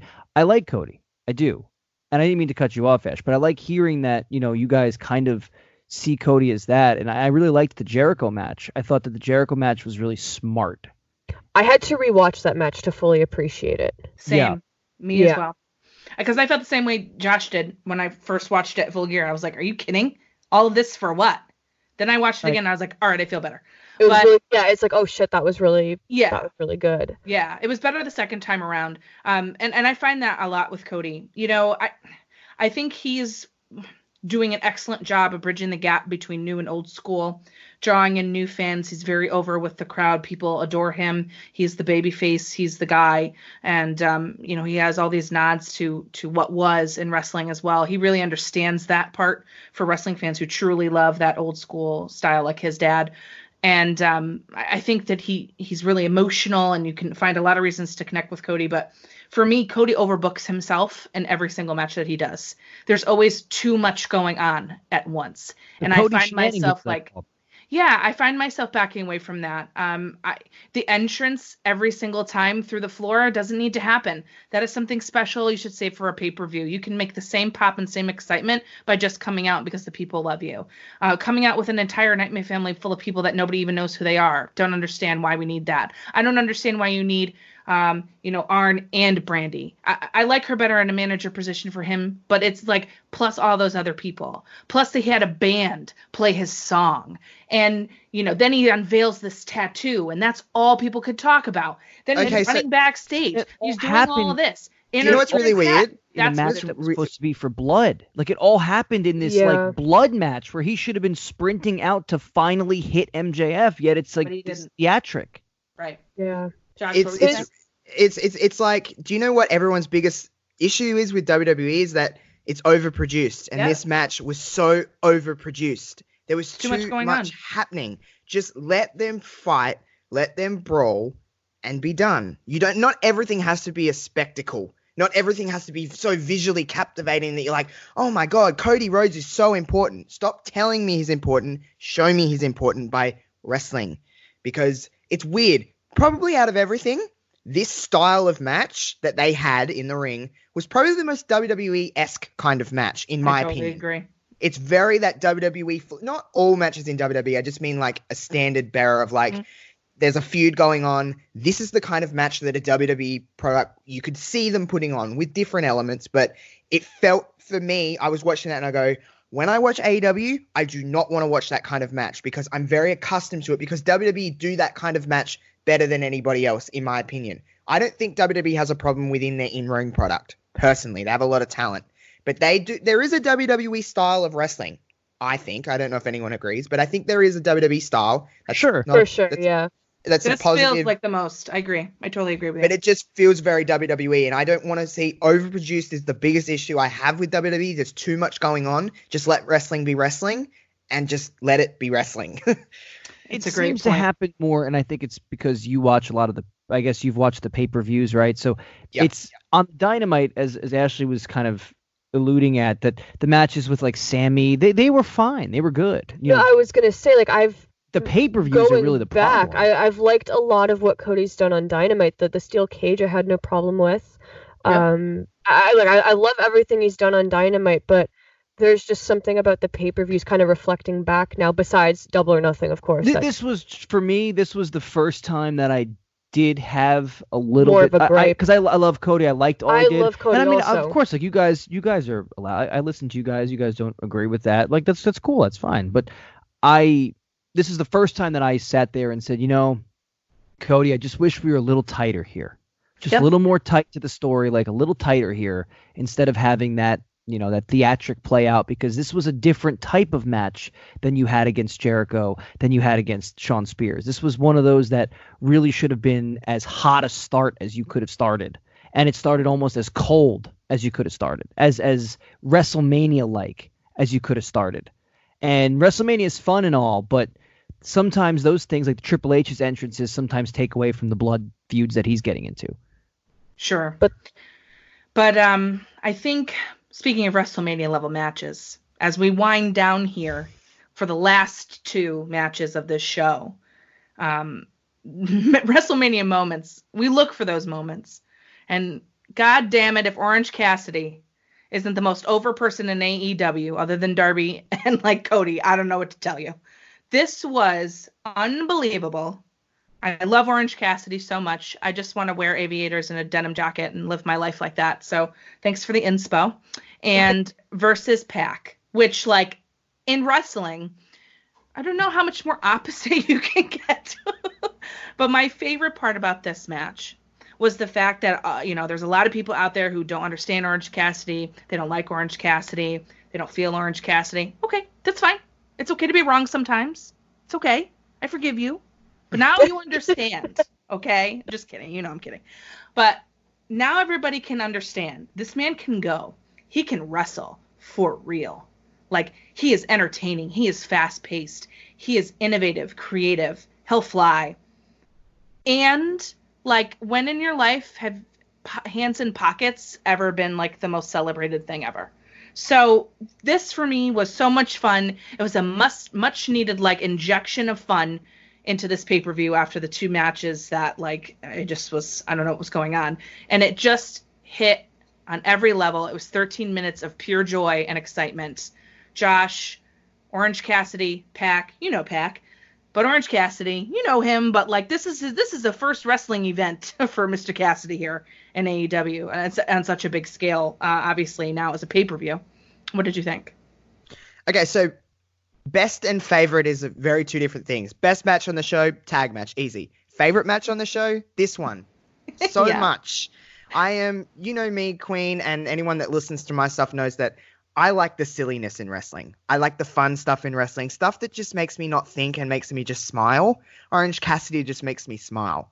I mean, and the dude can go, by the way. I've heard little things about him. I've seen little clips. I'm like, okay, he can go when needed. But I'm like, I have not seen this. I'm going to have quite the journey right now. I spat my water out at one stage in this match. I'm just saying, when he did that 2-12 DDT, I was like, whoo, baby. I was like, I'm ready to go with this one. That just to me is just the epitome of being a kid watching wrestling and just smiling and not thinking about the dumb stuff that we have to deal with now with wrestling of like, this person can't go over because this person's going to fight this person at this pay-per-view in 6 months' time. It's like, I didn't think about anything. I just enjoyed it for what was on my screen. I try to do that as much as I can with wrestling, just let things kind of play out. And I just didn't think about that other crap. I was just watching wrestling and enjoying wrestling.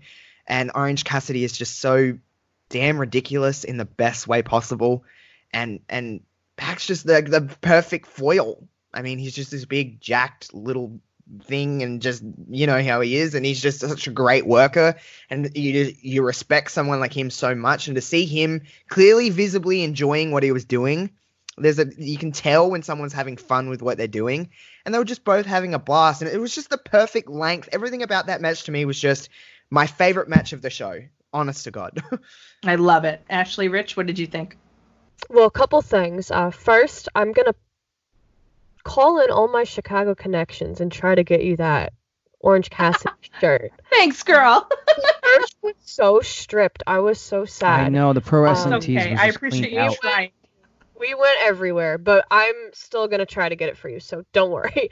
Okay. But all week I was joking that this was gonna be the main event of the evening, and in a way, it sort of was.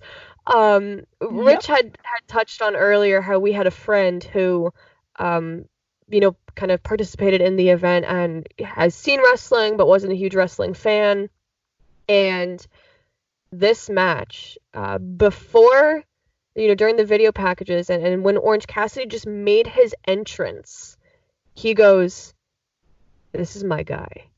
Like, Yes. he fell in love with Orange Cassidy and he thoroughly enjoyed this match. And that's such a fun story for me to share because this is someone who really doesn't care too much about wrestling. And like this left an impact on him.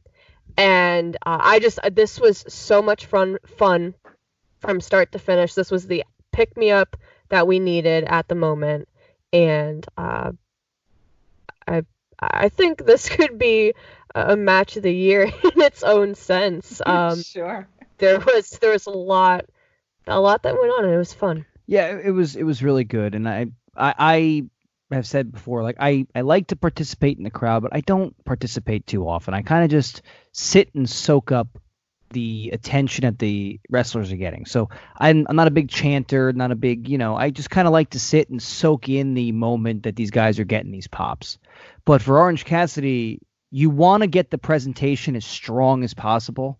So for television purposes, you want everybody to know how over this guy is. So I'm in there full throat. Let's cheer this guy on. So, but it was really a good match. I gave it 5 stars. I was like, this is a 5-star classic. Absolutely. It doesn't get more creative. And I really hope that they just don't let him wrestle often. Just keep it in that bottle so that when it happens, everybody gets so hyped. You have to. Yeah, you can't overexpose it. Perfect. Yeah. I don't want him to see him in a wrestling ring until Double or Nothing.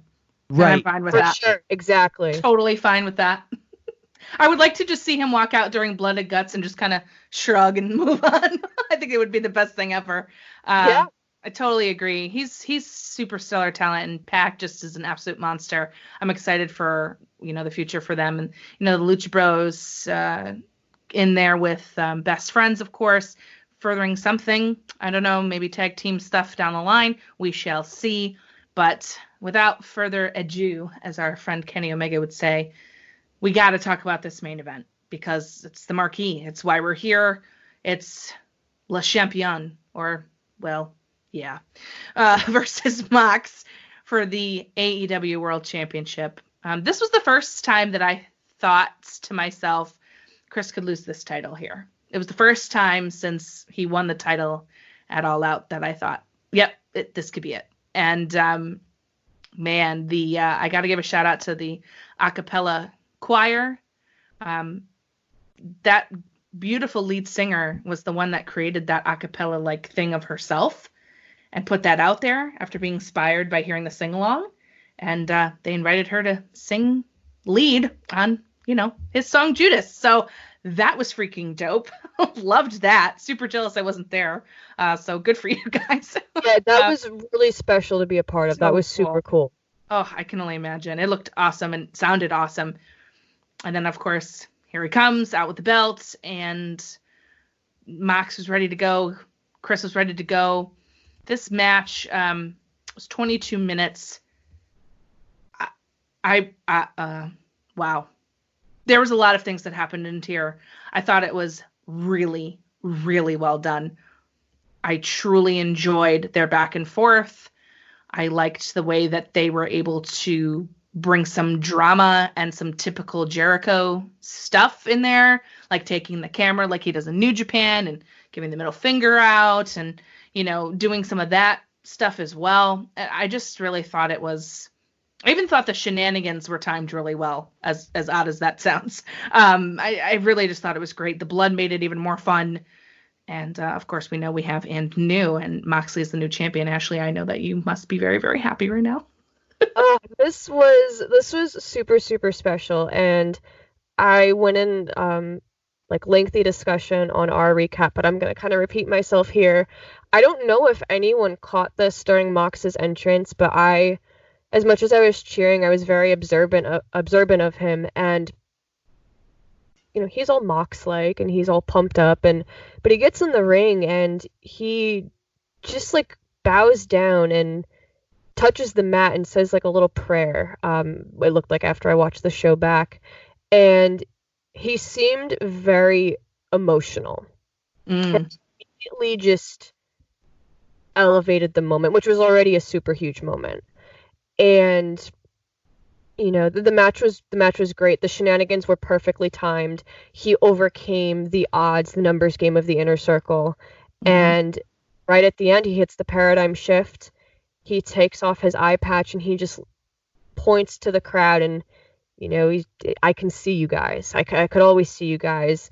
This is our moment, basically. And he hits another paradigm shift and wins the belt. And it was a really emotional, really special moment, because you could just tell from the start that this meant the world to him.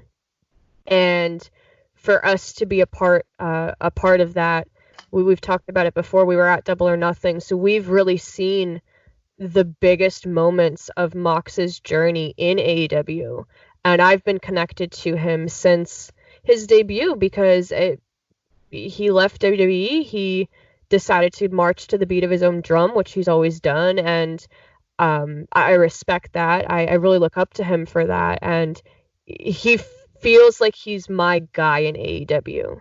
I love everyone, but like Mox is my guy, and it felt like we won this together, and that sounds so stupid, but like I felt like this was an accomplishment for like everyone. Yeah, we were there at Double or Nothing that day when he debuted, and that moment that this guy was the first true defector from WWE, and this was the guy that you always hear all the time about how unhappy, how uncreative, how stymied these individuals are. Yet there was no other platform for them.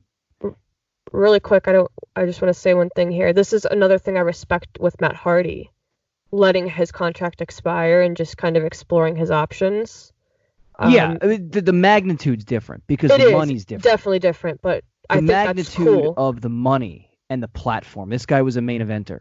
As much as they say, oh, he was a mid-card, I mean, this guy was a main eventer. This guy wrestled Brock Lesnar at WrestleMania. This guy was a WWE champion. He was one of the first draft picks when they did the brand split. He was supposed to lead that SmackDown crew with AJ Styles, right?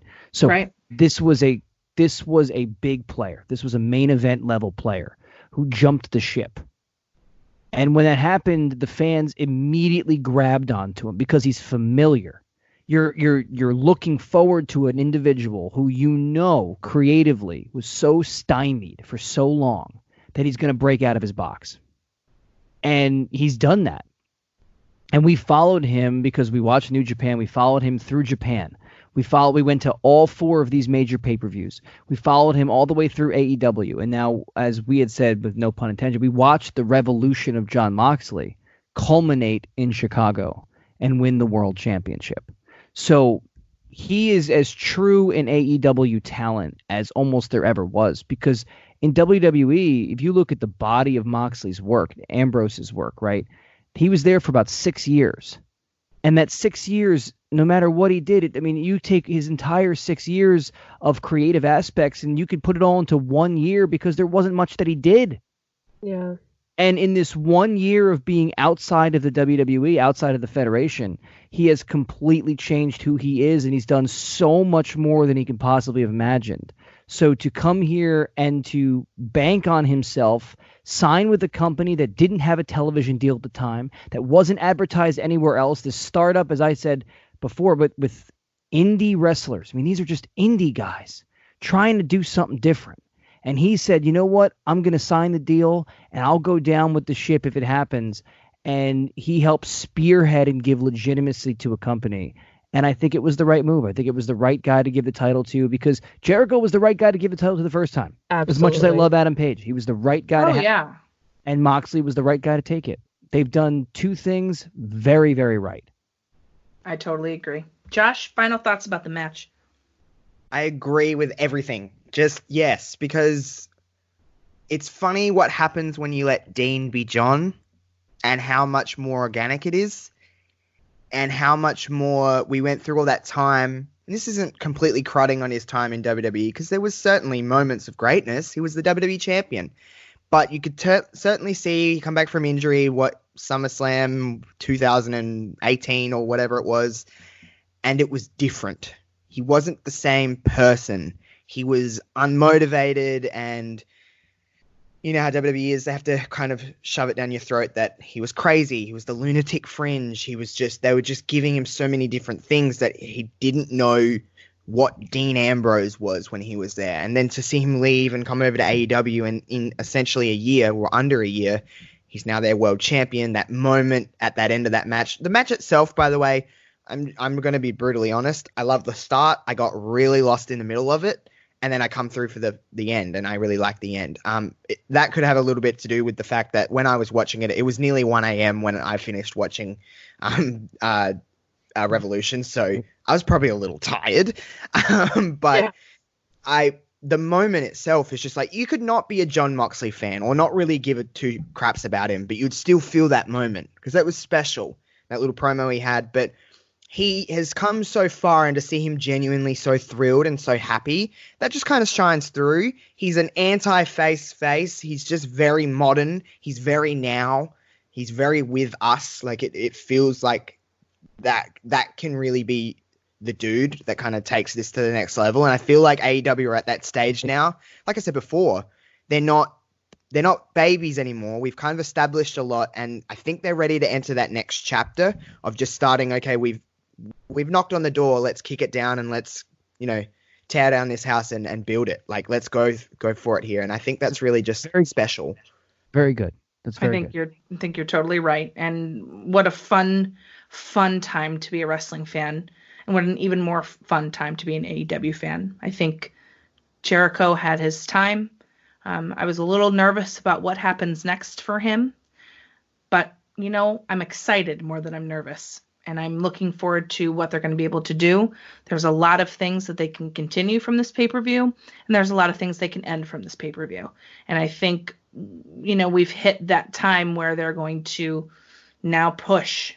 They have 3 more months to push for, or 2-ish more months, whatever, to push for Double or Nothing Part 2. Right. Yeah. Which is full circle. It's the first pay-per-view they ever put out. This is a big deal, and I'm excited. I've never been more excited for wrestling than I am on Wednesday nights with this product. And I just want to thank you guys for spending nearly 2 hours with me breaking down this pay-per-view. See the difference? This is the difference for me.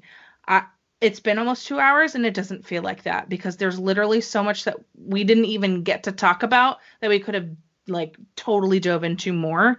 And that's, I think, says all you need to know about this pay-per-view. If you haven't watched it, I think you should.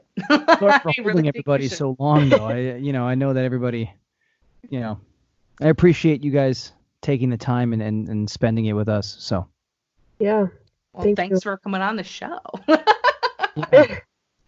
It's been awesome to have you guys. So please, Ashley Rich, go first. Tell the people where they can find you. And all the good information that they need to know about Dojo and Dynamite. Yes, thank you so much. So we are on Twitter, we're at Dojo and Dynamite. We are on Instagram at Dojo and Dynamite also. And if you want to email us, we're dojoanddynamite@gmail.com. We, as Rich mentioned, we had our Revolution recap drop a little bit earlier today. So if you just want to hear more of our thoughts, you can check that out. We'll have a Dynamite recap coming out later this week, and we'll probably touch on some New Japan news if there's anything new coming out there. And if anybody has comments, questions, you want, we like to run a segment earlier. You guys ask us some questions. We'll try to answer them. We try to do our very best to answer everybody. We like to engage. It's all about fan interaction. If anyone wants to talk, we talk. Conversations. We love them. That's what it is. Yeah. We sure do. Well, thanks, guys. And Joshy, my darling dear brother. Everybody knows where to find you, but guess what? They're going to have heard your brand new news. So you're going to need to remind them where to find you because they're going to want all the info on what's going on.